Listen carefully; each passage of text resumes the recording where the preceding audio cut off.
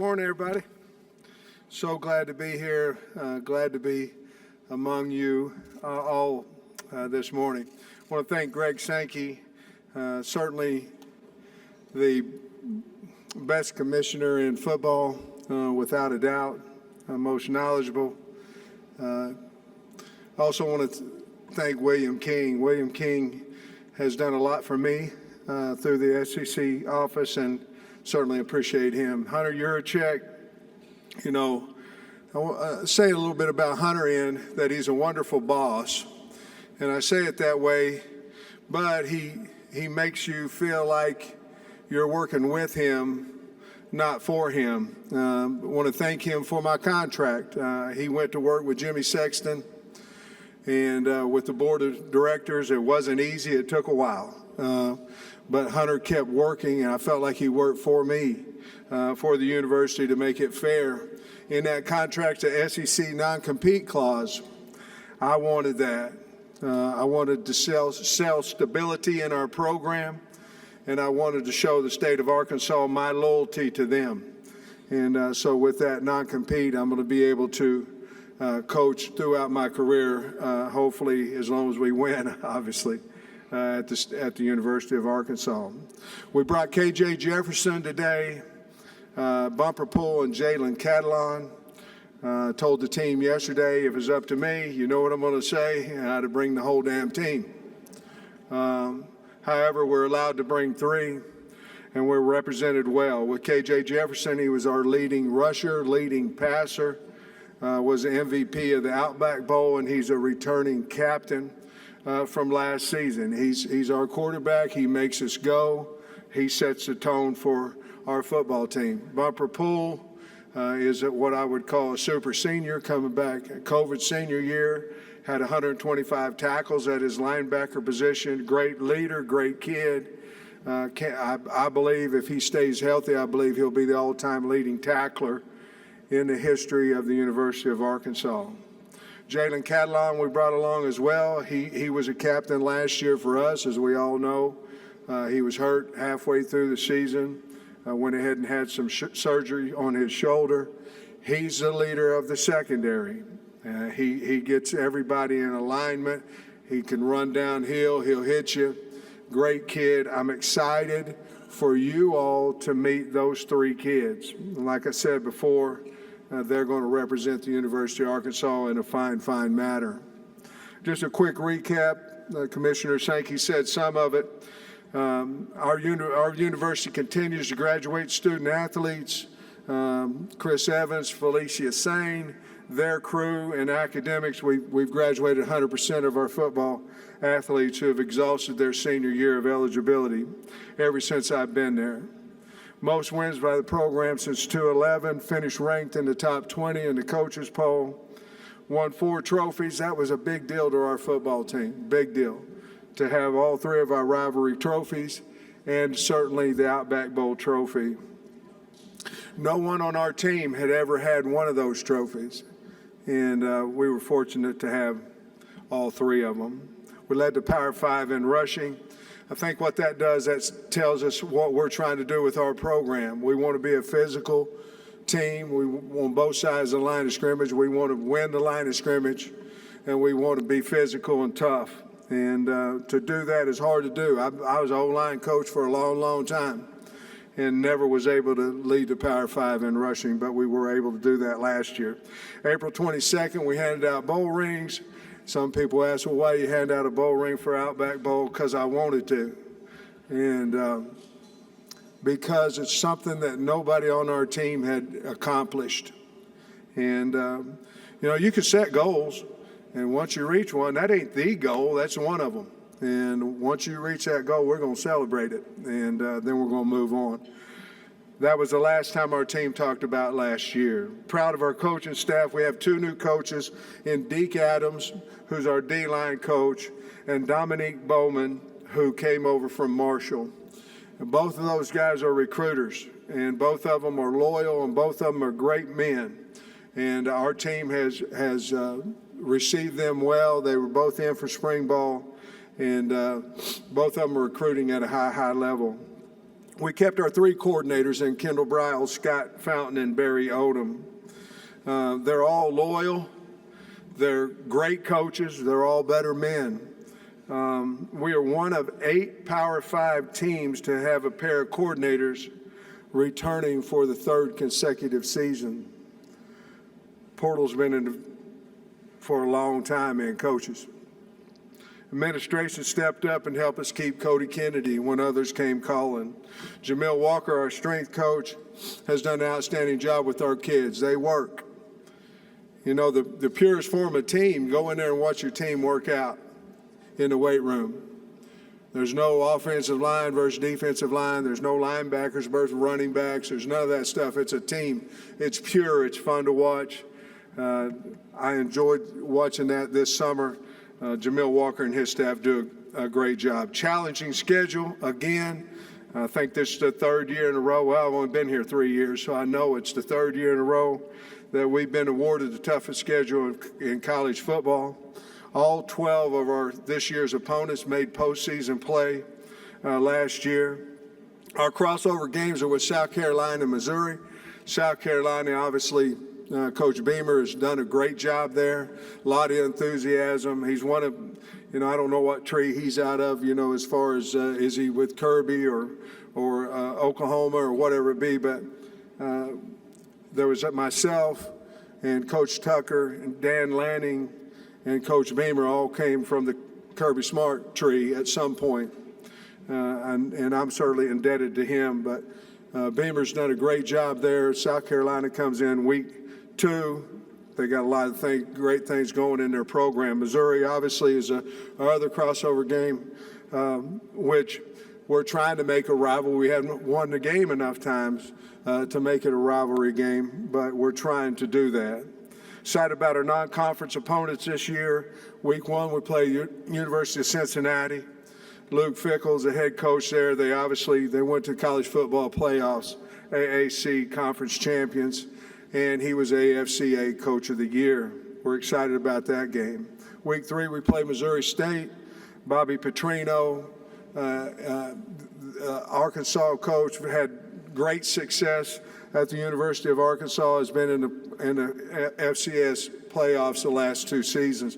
BYU, they're 21-4.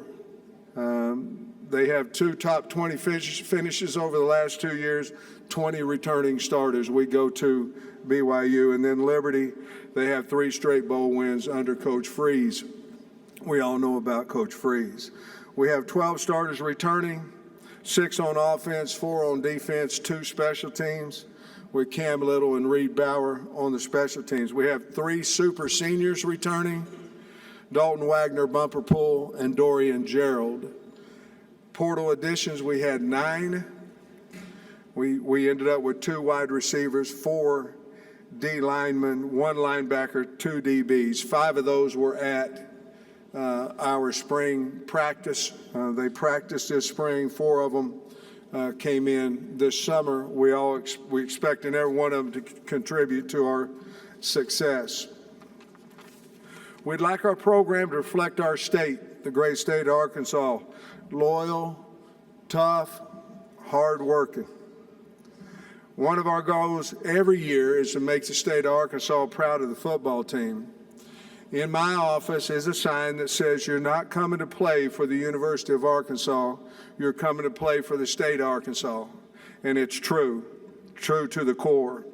We've established a true home field advantage in our stadium because of the state's passion for the Razorbacks. From 2019 to 21, we were number 2 in the nation, number 1 in SEC, with fan attendance increase of 14,000 fans, additional fans per game. Jamie and I are honored to represent the University of Arkansas.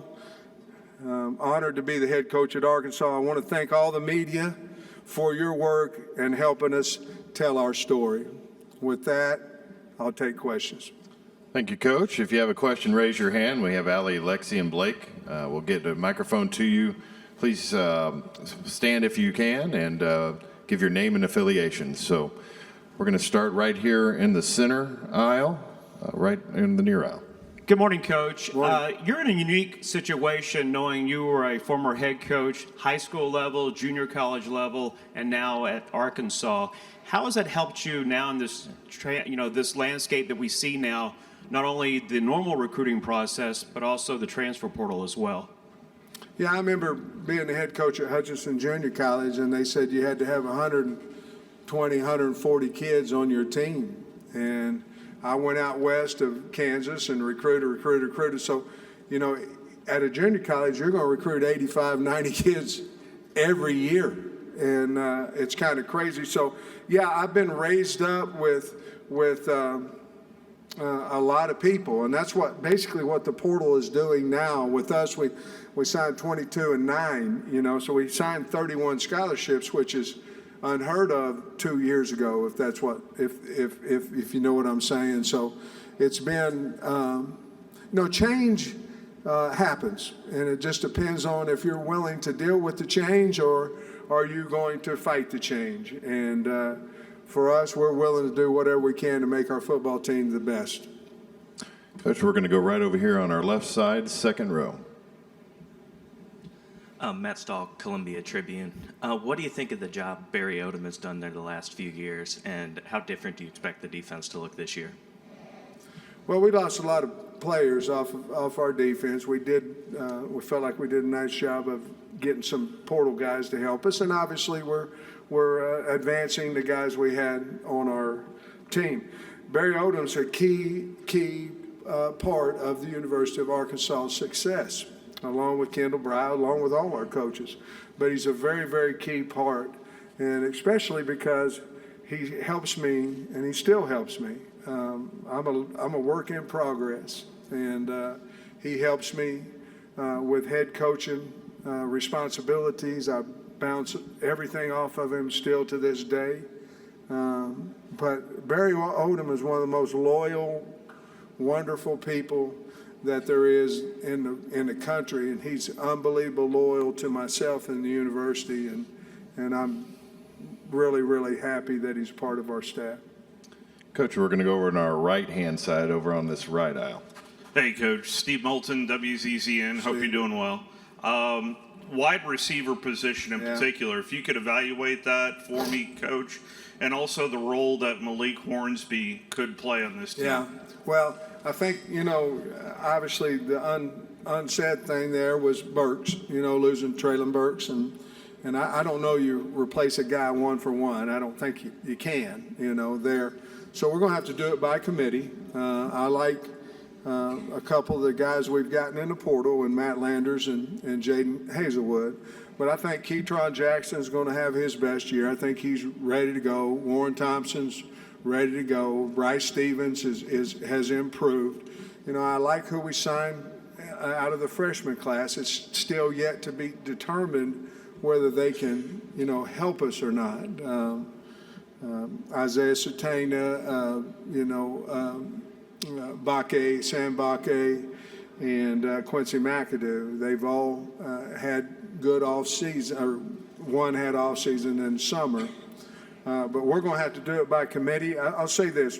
We look like a wide receiver group. We run like a wide receiver group. KJ's going to have to get comfortable with where these guys are going to be, and he has to get comfortable with their speed and the way they run their routes and all those things. But I think we're going to have to replace Burks by committee. That was certainly probably the number one thing offensively that was concerning. Along with Malik, we have used him at wide receiver. He's fast. He has natural ball skills. We need to get him on the field. If he doesn't beat KJ out in fall camp, he needs to be on the field. He's fast. He's up to 190 pounds now. He can withstand the heat and hits, physicality. But the other thing that helped us is Cade Fortin. So getting Cade Fortin in at quarterback allows us a little bit to move Malik Hornsby out and look at him at wideout. But he's a good enough player. He needs to be on the field. So he's certainly got a chance to help us there as well.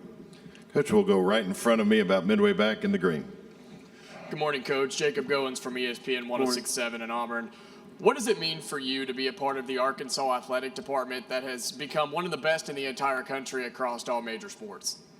Well, we got to get better. I mean, if you're in Arkansas right now, everybody's doing so much more than we are. And so we have to get better. But seriously, it's unbelievable.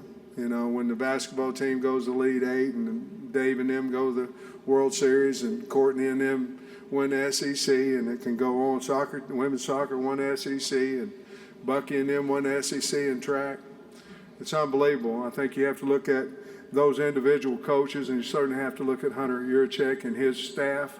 But it's a great time to be a Hog now, and I think everybody in the state's pumped up about sports. You can see that in ticket sales and revenue of those things as well. And I'm certainly excited to be a part of it. Coach, we'll go same section right in front of me, 4 rows back. Kirk. Kirk Bowles from the Austin American Statesman. Congratulations on your great year, Sam. Thank you. Do you feel like, are you comfortable saying Arkansas has arrived? No. And a second question, do you want Texas and Oklahoma as permanent rivals? Yes. First answer, no. No. Arkansas is just trying to compete. We're trying to get better. We're trying to, we're trying to fight hard. We're trying to work hard. We're the underdog. We like it that way. No. We're away from that. Now, we will compete. We'll do that. Roll it out there and let's play ball. But no. We're not that. What was your second one? Yes. Oh, Oklahoma and Texas. You know, it was fun playing Texas last year. Obviously, it was 1 year, and we had a nice game against them and those things. I have a lot of respect for Coach Sark and the Longhorns. Oklahoma would be another rival that would be pretty cool. To be honest with you, if we could play Texas, Oklahoma, Missouri, that'd be really neat. I'm not the schedule maker. I'm just a football coach. But to answer your question, that'd be a really cool deal growing up in the state of Oklahoma. Coach, we're going to go over here to the right in the middle. Connor O'Gara, Saturday Down South. The hog statue on your property, can you explain the backstory as to what led to that, and was that before or after you knew you had a new contract coming? Oh, I like that last pitch. The hog statue, I bought the Marlin house. It's a big old Marlin. Had a big Marlin over here. Had a guy catching the Marlin over here. It's kind of a peninsula. It comes down in the water. Guy over here, he like this, and he was hooking the Marlin on the other part of it. Well, we bought it. Jamie and I bought it on August 1st, and August 3rd, the storm came through, knocked the Marlin down. Marlin shot water into the lake. So my mind went to a slobbering hog. Insurance company came through.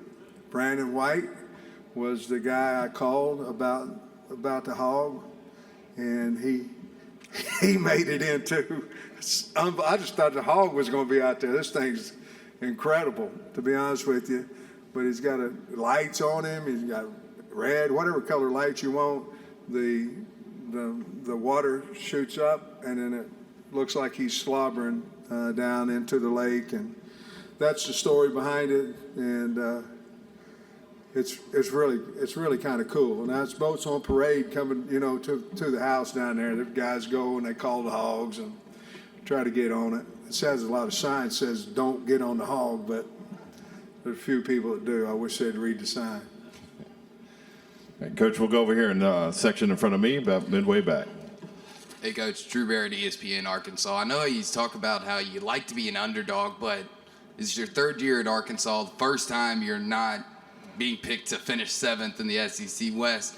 Doesn't it feel kind of good to be recognized for the success that you and your players have had? And how's it been different this season where you're actually getting, credit from a lot of people? I said when I got the head coaching job that the only decisions that I'd make, they would not concern public opinion. That way, if we win as a group, and if we lose, and I get fired because I did it like I wanted to. So obviously you can't live in a cave and not hear what people say about you or predictions and all that stuff. But if that's the only driving force that you have, you're gonna lose. If that's the only driving force to be good, you're going to lose. So if we can keep our core values of let's go outwork people, let's out tough people, let's be the hardest playing team in football. I don't know if we are or not. That's the goal, and that, by the way, that's the expectation. Then whatever people may say, everybody has a mouth, everybody has an opinion. Some of them, the opinions are worthy and some aren't.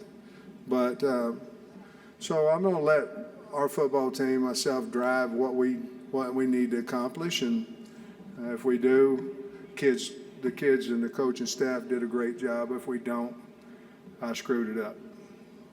All right, Coach, we'll go right down here in front. Tom? Hey, Tom Murphy, Arkansas Democrat Hello, Gazette. Tom. Hey, my question is about the defensive line. Yeah. You like the numbers and the talent there. And Dorian Gerald, can you maybe talk about his story a little bit and what he might be able to do for you?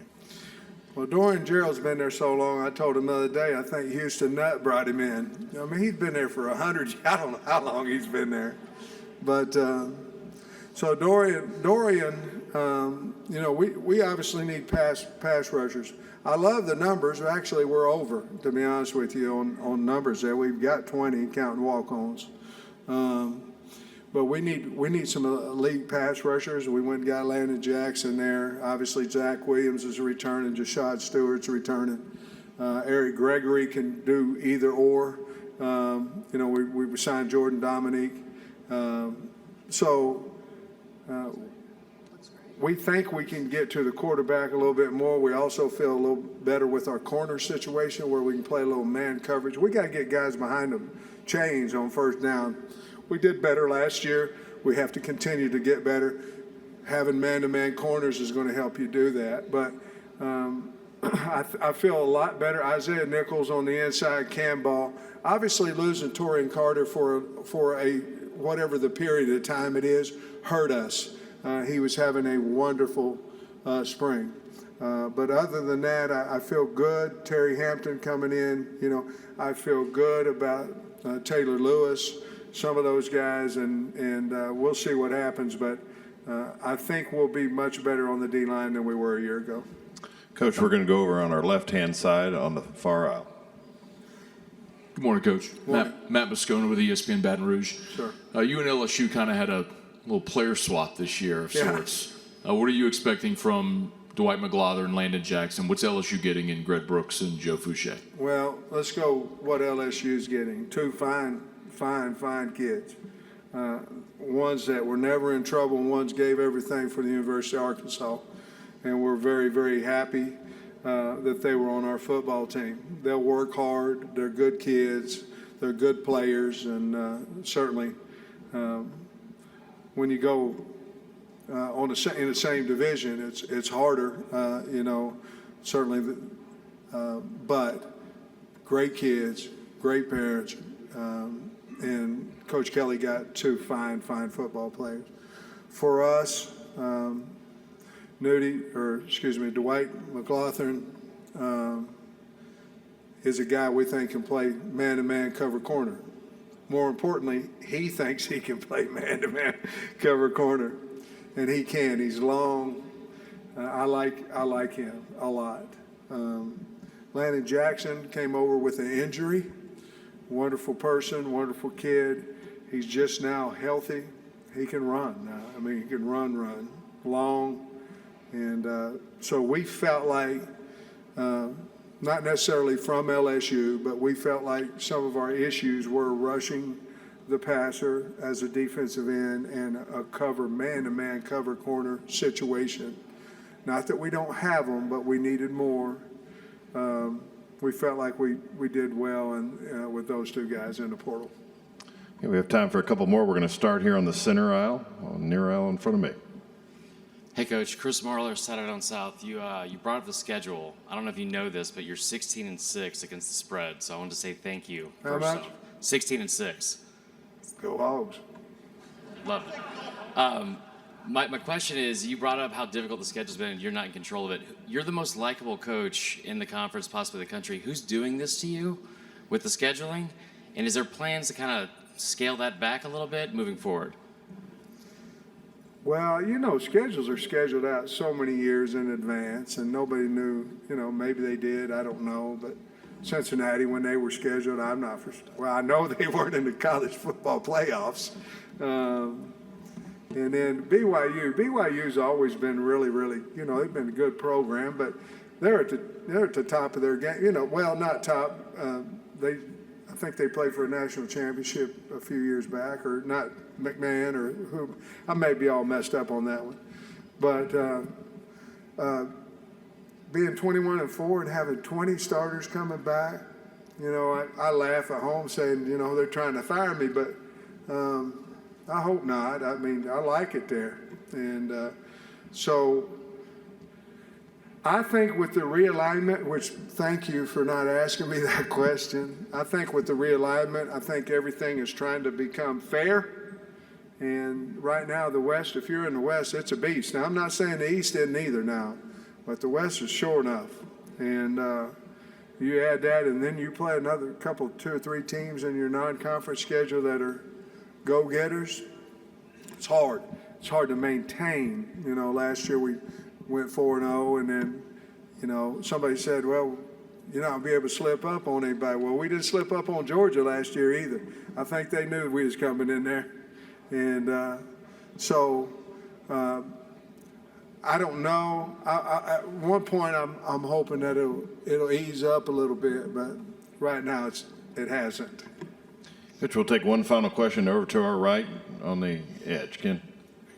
Good morning, Coach. Ken Capps from Football Writers of America. Okay. After the beating of Texas last year, what message do you have for the Oklahoma and Texas fans coming over to the SEC? And also, what are the most played songs on your jukebox in your office?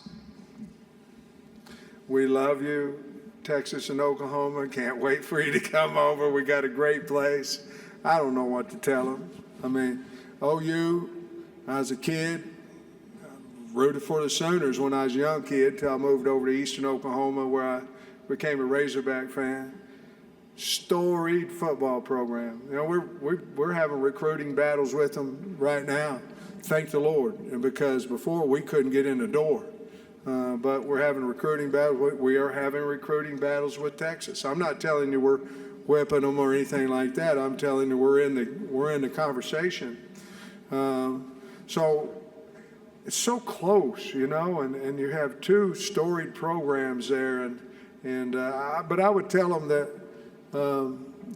what they already know, it's a hell of a league, and it's about big people and fast people. It's just not any different probably than the Big 12, but consistently each week you better have some depth. And those guys are great coaches over there at Texas, Oklahoma. They know that. And the most thing on my jukebox, the most played thing right now is a little Stevie Nicks. I love her. And I don't know her. I don't mean that. I hope Jamie didn't hear me say that. But I like her, and I like Fleetwood Mac. But I'm listening to a 4-song rundown right now. If I can do 8, and then come back with the top 2, I can get my 2-mile walk in. So that's what I'm doing right now. Coach, thank you for your time this morning. Go Hogs. Thank you very much.